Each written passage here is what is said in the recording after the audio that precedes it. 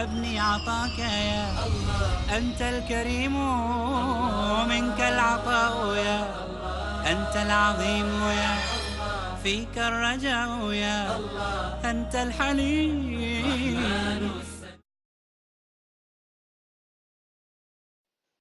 The Messenger of Allah sallallahu alayhi wa sallam said, وَالْكَلِمَةُ طَيِّبَ صَدَقَةً. Just having a kind word is sadaqah. And as Muslims, we should always look for an opportunity to help others.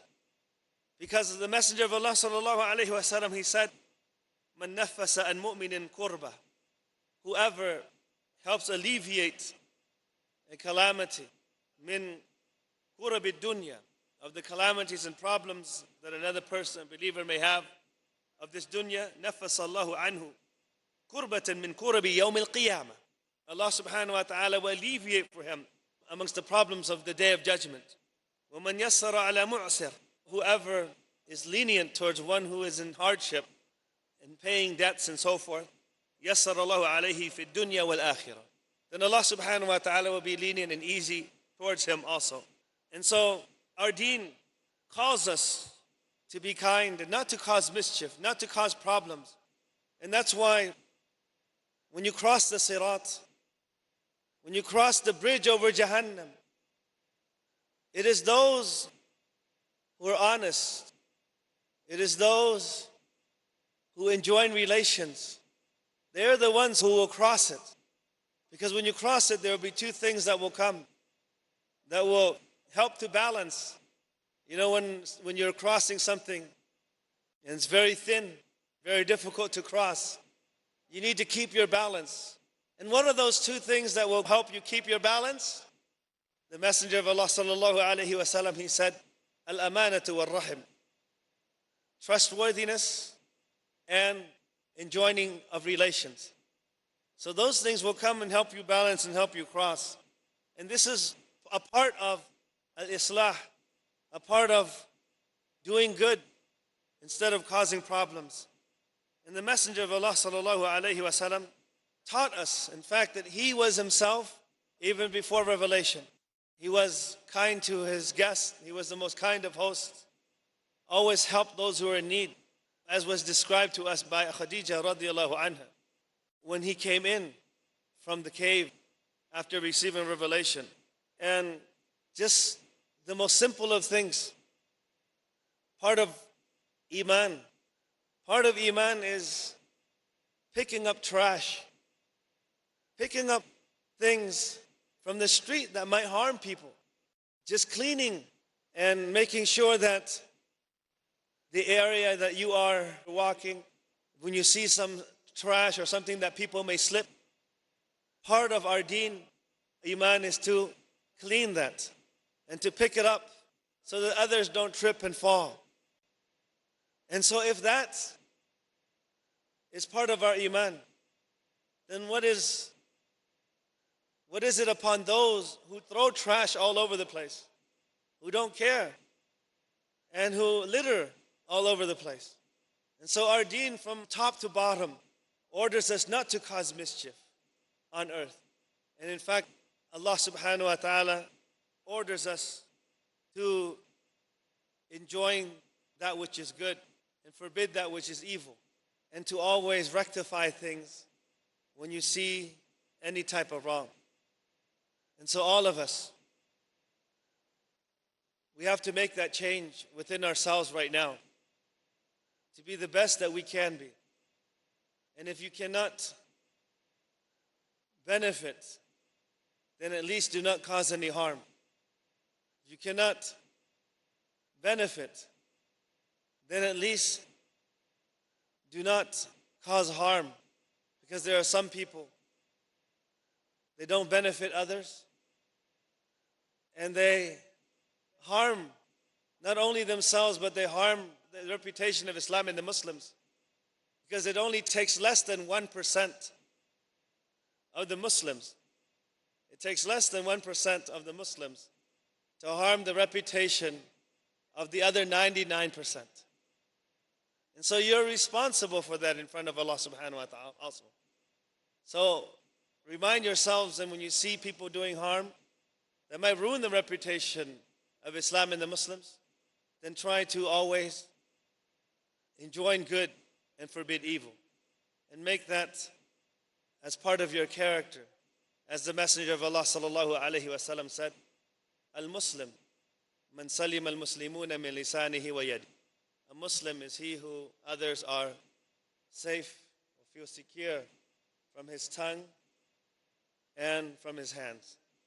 وجزاكم الله خير وصلى الله على نبينا محمد وعلى آله وصحبه وسلم.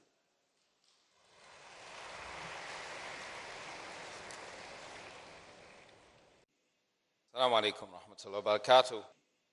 Jazakallah khair, Sheikh, for that enlightening lecture. I was listening in the back actually, so. How are you doing, Sheikh, today? You good? Alhamdulillah. This is the first question to you, by the way, yeah? Okay, that's good. We've got a Q&A now, as you know, and you know the procedures. So all the brothers sit down. It's only sisters today, yeah? I'm not joking. No. Okay, so we're going to take from the sisters first on the topic, and you know the score, name, background, you know, so we know who you are and where you're from.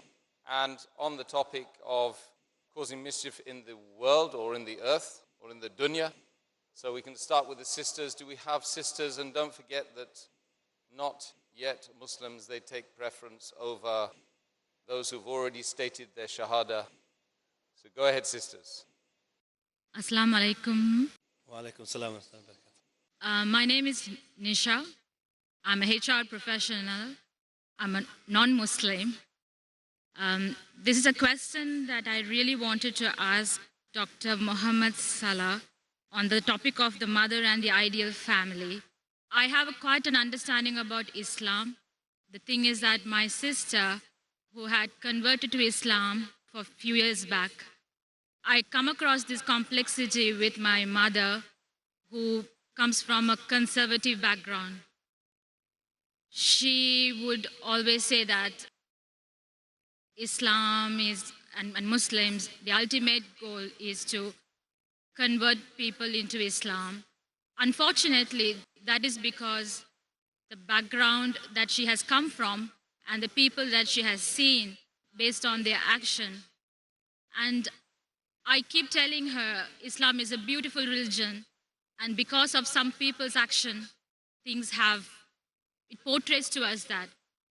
I want to explain to my 62-year-old mother that it's a beautiful religion and we need to respect it. And I'm struggling all the time, and it does upset me. How can I explain to her?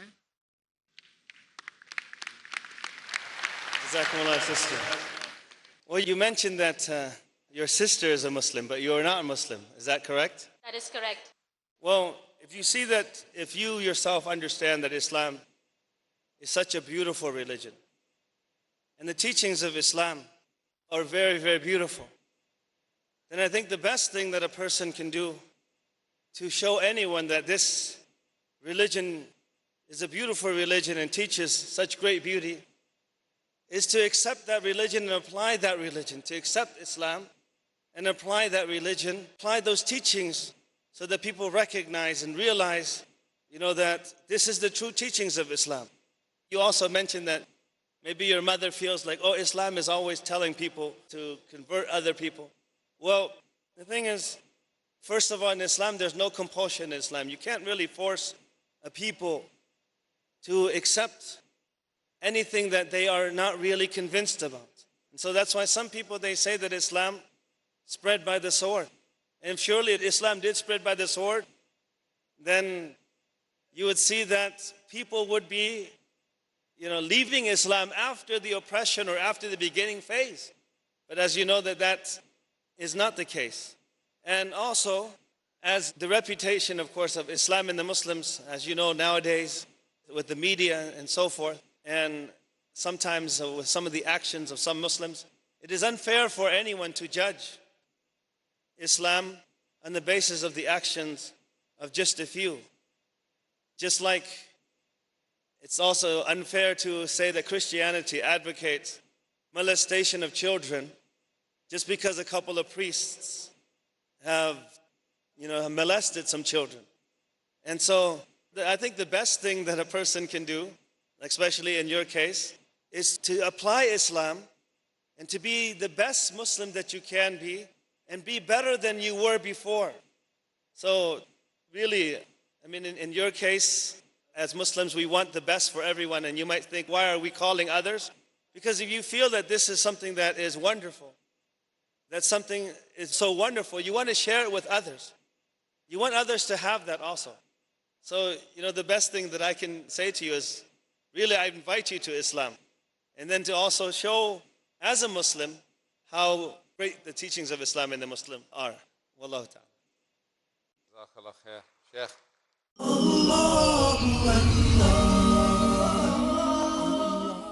I'm your brother in Islam, Hussein Yi from Malaysia, and you are watching Peace TV, the solution for humanity.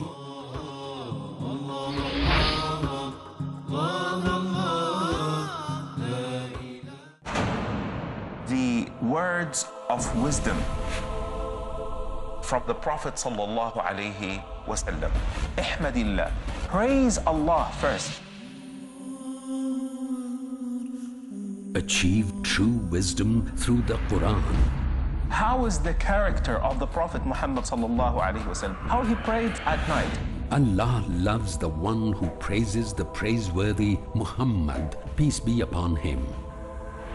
If you send one salah on the Prophet alayhi salam, Allah will send upon you 10 salawat.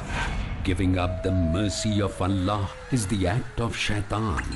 Shaitan wants you to take in that path of evil. He wants you to keep continuing on that path of evilness. Reflect on the verses of wisdom from Muhammad sallallahu alaihi wasallam. Join Yusuf Idris in Revealed Wisdom every Tuesday at 4 p.m. and repeat telecast at 2:30 a.m. India on Peace TV.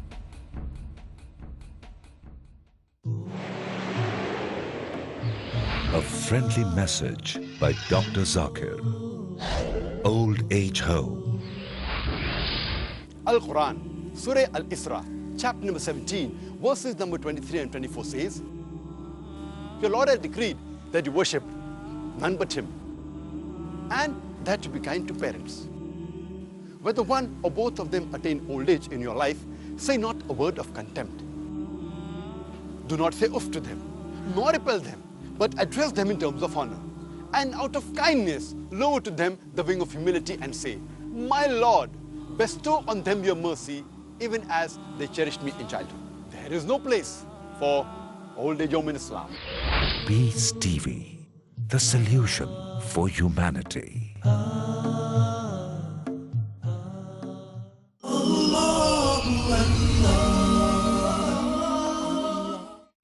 As the Prophet ﷺ said, Sheikh, none of you have truly believed until he loves for others as he loves for himself or herself. Meaning, Sheikh, not just Muslims. Subhanallah, meaning that every single human being alive today is your amana as Muslims. If you're not treating them well, you're in trouble. We're all in trouble actually because we're not treating them very well. And the sister has made a good point. But Sheikh, it is not.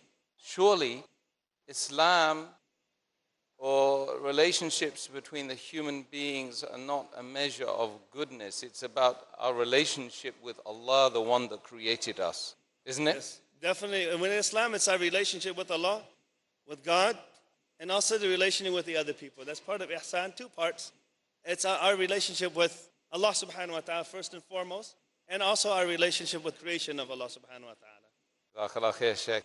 MashaAllah. Well, sister, may Allah subhanahu wa ta'ala guide your heart and make you see that actually your condition is a matter of your relationship with the one who put you here. So you need to go back to that one, regardless of all of the silly things you see around you. Because you came here on your own, you will go back on your own. Without your mother, without your grandfather, without anyone, you'll be on your own. Just remember that, and please come to the Deen of Islam. It's a beautiful way. Wallahi, it's beautiful. Can we have my dear brother in the pink, I believe, is going to give not a lecture, he's going to give a question to the Sheikh. Inshallah. Inshallah. Assalamu alaikum. A new Muslim convert just a week ago. MashaAllah. I come from the Federal Republic of Nigeria. I'm an applicant here in the United Arab Emirates.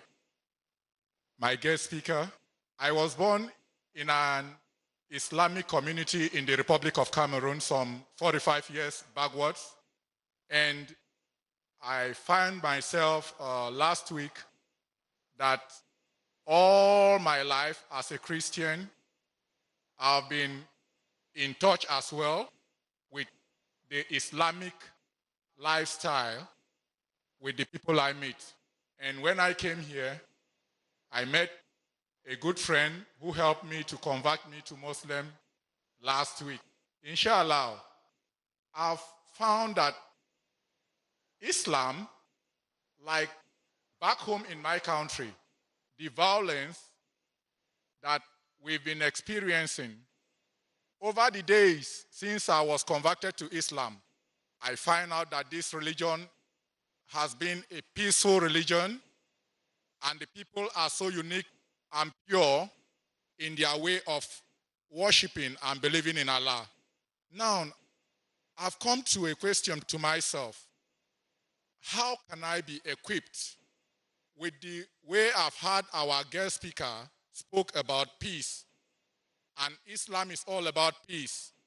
How can I equip myself now, because I'm burning since I became a Muslim, to go back home and preach that if really they are Islam and the believers of Allah, and why should violence be their own system of implementation? Thank you. Thank you very much. Well, first and foremost, I would like to mention a point, and it's a reminder for all of us, that this brother of ours, mashallah, he has just accepted Islam. But for him, already he has the concern. And what is that concern? That concern is to help others understand what Islam is. And he's already concerned about reminding others about the true teachings of Islam and calling others to Islam, and he has just become a Muslim. But many of us who have been Muslims all our lives, a lot of us, we don't even sense or don't feel that responsibility.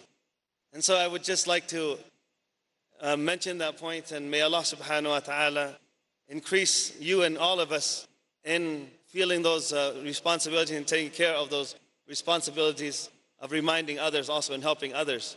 As for your question, first and foremost, in order for you to remind anyone, in order for you to teach anyone, in order for you to call to that which is good, you have to have knowledge.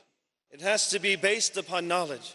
So the first thing that we have to do is we have to increase our knowledge and learn more about Islam, learn as much as we can about Islam. Because you can't teach someone something you don't know and you don't have knowledge of. And so it has to be, first and foremost, for all Muslims, new Muslims, and old Muslims, and young Muslims, we all have to seek knowledge.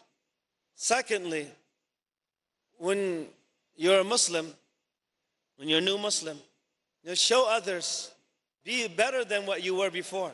Because when they see that example, that you are now a better person after you have accepted Islam, they'll say that, inshallah, this is the right religion. And so, again, how can you go back and remind people who may be deviant or maybe not have the true teachings of Islam? As I mentioned, first and foremost is you have to learn yourself and be with the scholars and be with those who are of knowledge, who are teaching Islam according to the Quran and the Sunnah, teaching Islam according to the understanding of the companions of the Prophet ﷺ. So increase your knowledge, and then you go back, and inshallah, I know that, as you can see, there are many speakers amongst the du'ats, those who are calling to Islam in the West, who have been non-Muslims. And now they've taken that responsibility also. So inshallah, my advice to you is to seek knowledge, to learn as much as you can about Islam, and then you can go back to your country and tell them that, you know what, this is what Islam is. And you can teach them and tell them the verses of the Quran. And inshallah, you'll have a greater influence because, you before were not a Muslim, and now you have accepted Islam. And so a lot of people also respect that.